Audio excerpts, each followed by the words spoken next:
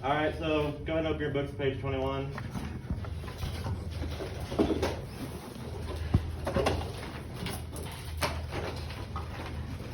While we're doing that, let's go review Scots law. I'm sure you guys have talked about it some. Can anyone explain Scots law to me? If there's a cop who pulled over a car on the side of the road, you should slow him down and move over to the other lane. Good. Alright, so we'll have some similarities kind of between Scots law and if you're actually getting pulled over. Obviously, you're not going to pull over to the opposite lane to go around the cop since he's going to be behind you.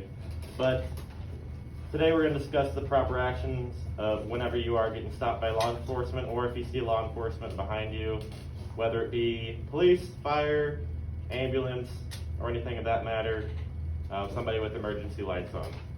So, who can tell me the step-by-step procedure for when you get stopped by law enforcement or if you see somebody behind you, their emergency lights flashing? Who wants to volunteer? Ethan. Alright, so you got a signal, then you check your mirror, look over your shoulder, then you make sure it's all clear, then you move over off the road to try and stay and keep the police officer safe. And you turn on your hazards.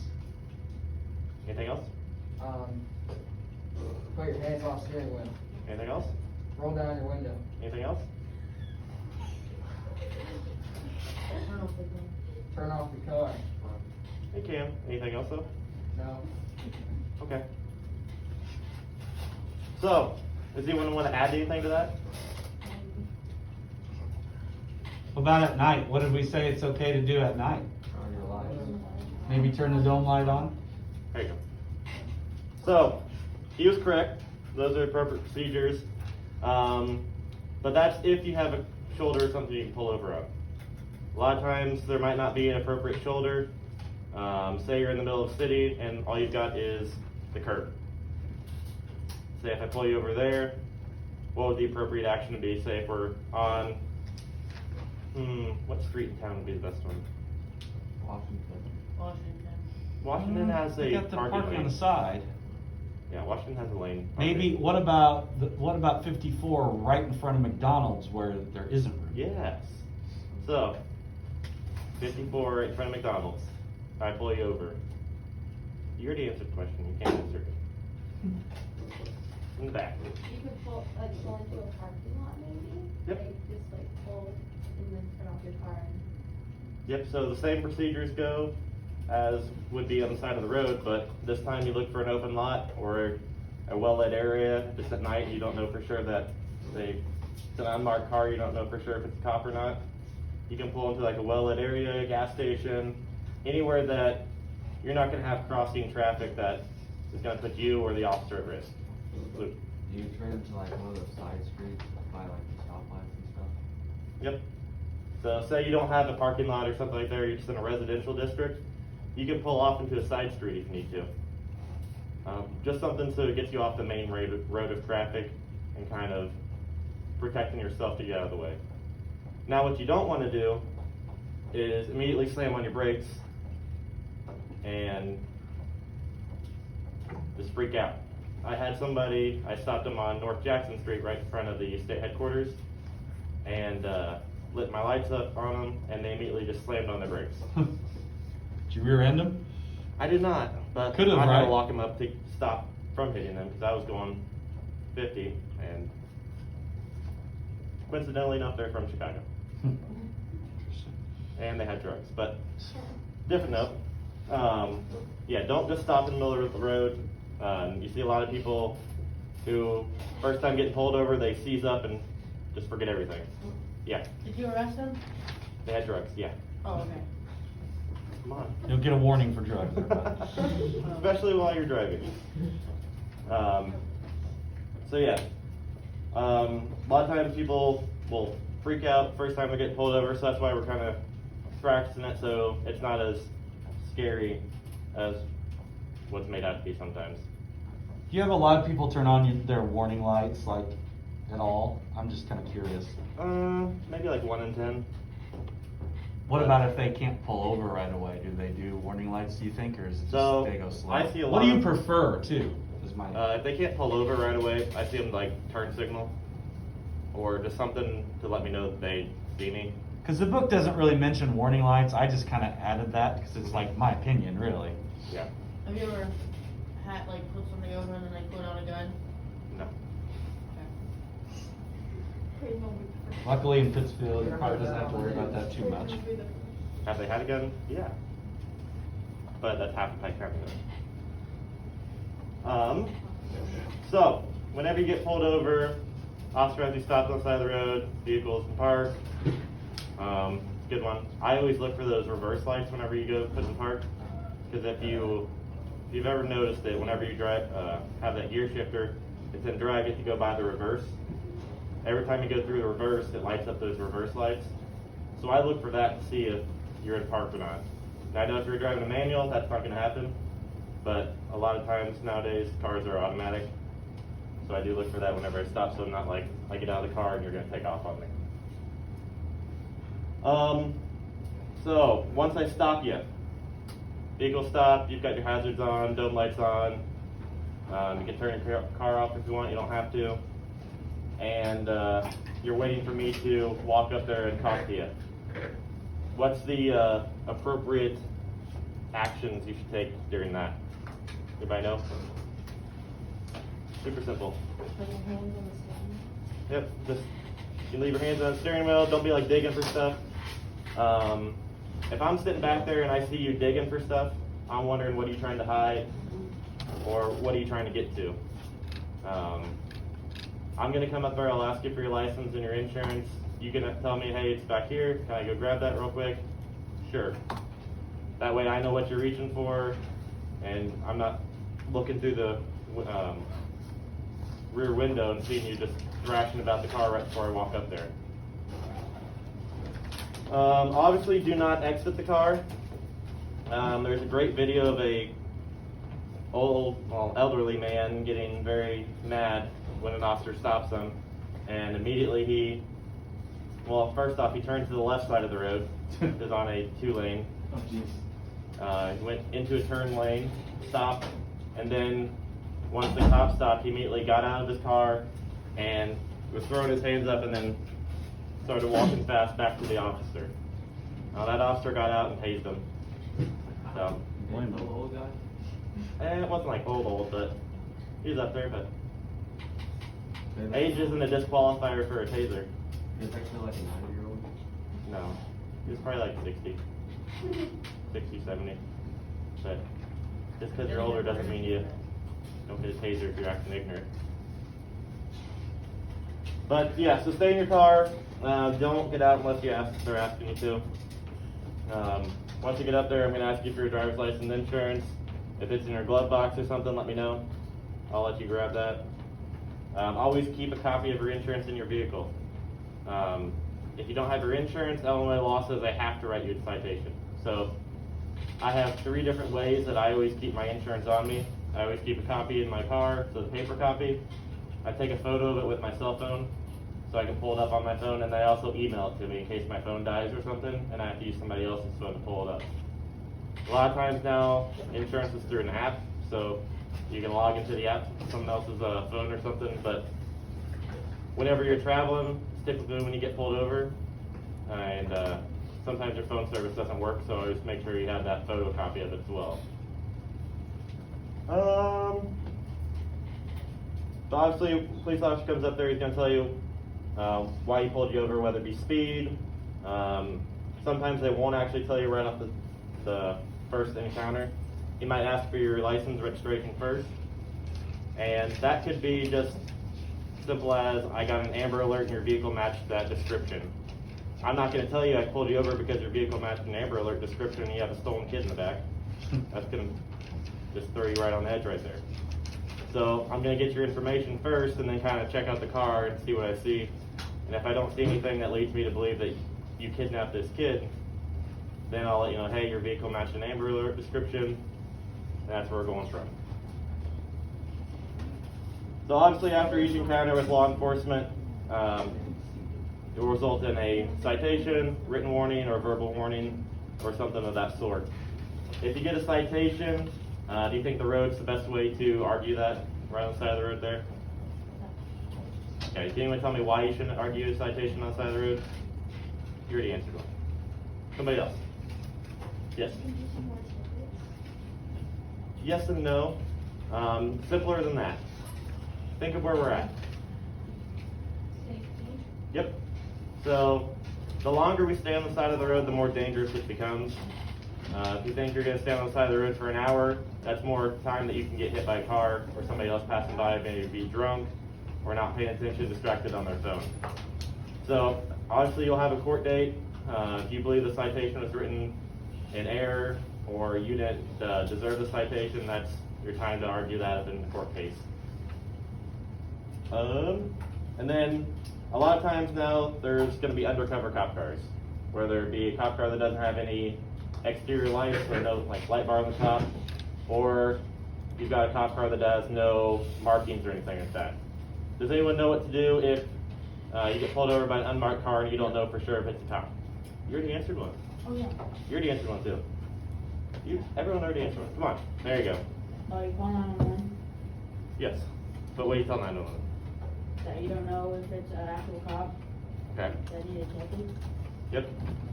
So what you can do is just like what he said. You have three options. You can look for the best well-lit area, pull over there. So that way you have other people that are kind of around you, can kind of watch and make sure that it's an actual cop and not somebody who's trying to mug you. Or two, you can drive to the nearest police station and attempt to attract the attention of a uniformed officer. So if we're in town here, that would probably be the sheriff's department. A lot of times the city department's not, personnel aren't in the city department at all times, but it's right next door to the county sheriff's department, which is right by the courthouse. Or, like he said, you can call 911. You can give them a description of your vehicle, where you're at, and tell them that, hey, I've got an officer trying to pull me over. I'm going to confirm that it's an actual officer. I don't see any markings or anything on the car. And they will be able to let you know if that's actually an officer trying to stop you, and so forth. I also said, I don't remember if it was this class or the other one, like, at least here, if you drive very far, you probably have 3 or 4 behind you pretty Yeah. quick. True, Said that. true. Yeah. Obviously, you're not going to speed up. So if you try to speed up, then we're going to think you're trying to run from us. So obviously slow down, put your hazards on, and then you can make that call. If you're calling 911 because you're unsure if it's a uniformed officer behind you, you're not going to be cited for using your cell phone while driving. That's going to be a legit use of it, just to confirm that it's actually who they say they are and such. I'm trying to think, was there somebody doing that, somebody like out in the middle of the country around Quincy or something recently, last year or two? Yeah, there was one not too long ago. There hasn't been one before that for a while, at least. Yeah, I mean, what was, you see in the kind of YouTube world, there's a guy down like Florida, Yeah. a funeral, like, procession leader, Really? and he's been arrested for impersonating a cop like 10 times. Wow. I forget exactly where, but I think it was Florida. Hmm. But he'd carry a gun badge, and then he'd actually stop people and yell at them, and yeah, Wow. he got arrested. So does anyone have any questions for like traffic stop procedures? Anything like that? Pretty straightforward. Obviously, the road's not the time to argue your case. That's the court case. Typically, if you're just gonna sit there and argue with me, I'll say, all right, well, we can continue this argument in court. I'm gonna get off the road. So I'll just get a citation, give you a court date, and then we'll part our ways. Unless there's other things that I see that give me a reason to prolong that stop, whether it be I have to search the car, if I smell any drugs or see any drugs or anything like that. But typically, the side of the road is not the best place to argue. Court date's on the ticket no matter what, isn't it? Yeah, so if you get a ticket, no matter what, you're gonna get a court date. Some tickets you don't have to show up to court as long as you get it taken care of beforehand. So like say you got a simple speeding ticket, you'll get 2 copies in Illinois, so you'll get a yellow copy and a blue copy. What you'll do is you'll mail back one of the copies and say if you're willing to plead guilty, you'll mark that, mail it back with your fee amount. Now, never put cash in that envelope. Always make a check or some sort. You never mail cash.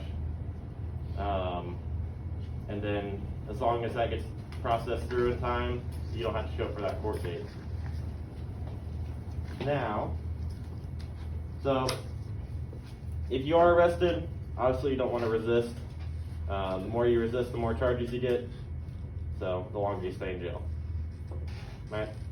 Could be simple, something that you got arrested because you forgot to pay a speeding ticket and you had a warrant. All you have to do is basically go pay that $100 bond and then you're out. But if you resist, then you catch another charge and then you're going to be sitting in jail for a day or two. So we've discussed the traffic stop procedures. We're going to kind of move on a little bit to distracted driving. So I want you guys to give me examples of distracted driving. Using your phone. Yep, using your phone's a big one. Come on, give me one. I don't know. Yes, Anything. you do. Looking for stuff on, like, in your dashboard, or not dashboard, Glove box? logs. Yep. Yeah. So, rummaging through your glove box trying to find something. Looking at your radio for more than 2 seconds. Okay, yeah. Getting all precise here. Yeah, messing with your radio, music. Hands-free technology. That wouldn't be a distraction though, right? Stuff like headphones. Okay, so headphones. Yep, so headphones. If you get your headphones in, that would be. Anything else? We can think of a lot of them. Anything. You ever have nagging siblings in the back seat? Nagging So like if you wife? have a baby in the back and I you're didn't like say that. over here driving with your feet and in the back seat trying to buckle them and you're just swerving all over. Well, let's hope you buckle them up before you start leaving. But yeah, I mean like they get unbuckled and you have to like. yeah. Oh yeah, they do. Don't do that. So who wants to tell me the proper procedure if your little one becomes unbuckled in the back seat? What should you do instead of reach back there? Pull over. Exactly. My mom always bothers me. All right, so we have siblings in the back seat. Be quiet. About cleaning your glasses. Yeah. So your glasses get dirty and you can't see, so you're trying to clean them. You should also pull over. Yeah. Yeah. So if you just see construction workers and you just keep on going at a fast speed. That really wouldn't be a distraction. Oh, we're still on distraction. We're still in distractions. We're not just talking about illegal things. Yeah. I was gonna say if you're trying to eat on the road. Yep. I was waiting for that one. I had somebody with a Subway sandwich and they dropped a cucumber and they ended up rear-ending somebody because they're trying to pick up that cucumber. Gotta get the cucumber. Yeah. Someone told me to eat it. Nagging parent, like if you're Yep, driving the- with somebody and they're nagging at you, like you're nagging parent. Mm-hmm. Your parents, you just turned 16 and your parents yelling at you because you're going 2 miles over the speed limit. Yep. Or saying, you missed your turn, after not telling you you needed to turn there. Been there, done that. Yeah. Doing drugs. What? While driving. Doing drugs. That Yes. is a good distraction. Drugs are a distraction. Ethan, your answers are wonderful. Let's give other people a chance now, please. Reach in your glove box to get drugs. Well, we already had rummaging through the glove box, so. Caden, I think you. You're just adding detail to that Yes, one. You've Yeah. done nice answers. Backseat driver count as a distraction. Yep, so that probably falls on like nagging siblings, parents, or friends. What did I say the other day? Did I mention it? What's one of the simplest things? What about passengers? Why do you guys only get one passenger Because too many people. when you're 16? Yeah, maybe you're talking to your friends too much. It's not necessarily something that's bad. Anything else? Come on, come on. Can we pick up something that you dropped? Yep. Drop your phone, or on your phone you drop it. Or say you've got your homework that you're trying to do before school and you drop your pencil. How are you driving and doing How homework? People are. I've Believe seen me, people I've driving seen it with all. legs. I've seen it all. We were doing a seatbelt check in front of the school one time, and I saw a lady with this book opened up on her Yeah. wheel. I mean, like a big book. It looked like a picture book. Yeah. I'm sure he's seen I've seen weirder. someone trying to do their math before school because they forgot to do it the night before and they didn't want to fail the math homework, whatever. Anything else? Come on. Luke, give me one. Taking their medication. Yeah. If they have any more common ones, maybe. Oh, like eating or something? Yeah, we got eating. Yeah. I don't know if anybody does use like the paper maps anymore, but like you're trying to figure stuff out while you're driving. So yeah, looking at your GPS or your map. We can even make that a little more like 21st century too. So you're messing with the GPS up there. Looking at something for when you want, like there's a wreck and you look at it and then it's Yeah. So I pulled you over, and then old Jim Bob over here in old Pike County came out of the house because he saw the police lights, and he's driving by just cranking his neck as he goes by. Or you have a wreck on the side of the interstate, and you see everybody just staring at the wreck, and then you end up having another pile up because everybody's rear-ending each other because they didn't pay attention to what's in front of them. I've seen that happen lots of times too, where you have like a bad wreck on the side of the road, and then people aren't paying attention to what's in front of them, and end up having another wreck right in front of that wreck. But yeah, Trying to like open up a drink or something. what? A drink. Yep. So messing with your liquids, drinks. What about bathroom? Like say you get so like tunnel vision that you have to go to the bathroom so bad that you don't pay attention to what's around you and you fly through the stop sign. Yeah. What if you have like a kid in the back and you turn around and smack him? That's a little violent, but rolling domestic. Yeah. Yeah, with pregnant wife. Yeah.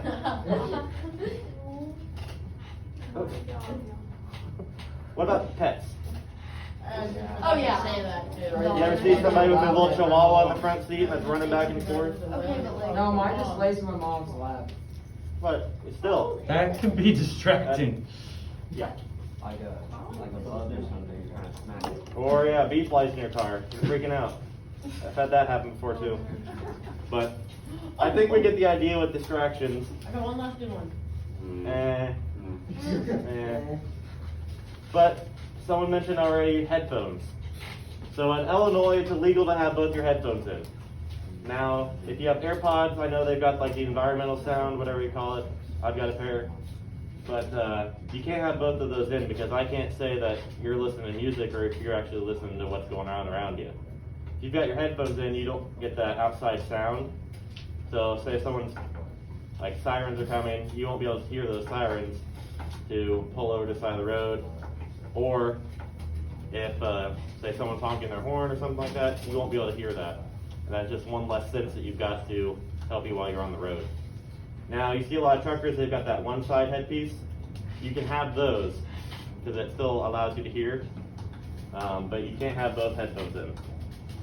Just so you know. If your radio is broken, don't put your headphones in while you're driving.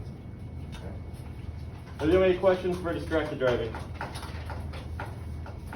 Okay. So, we'll go outside here in a couple seconds, and what we'll do is we'll have a couple people get in the car, and I'm just going to run through a couple basic scenarios. Now, we're not going to be, I've kidnapped someone and they're in my trunk. The class yesterday tried to do those, but I told them we're not doing that. What? Why can't we? Because it's not normal. Have This- you met our? this That's the could one be- time it happened. Have you met our? Hey, I know.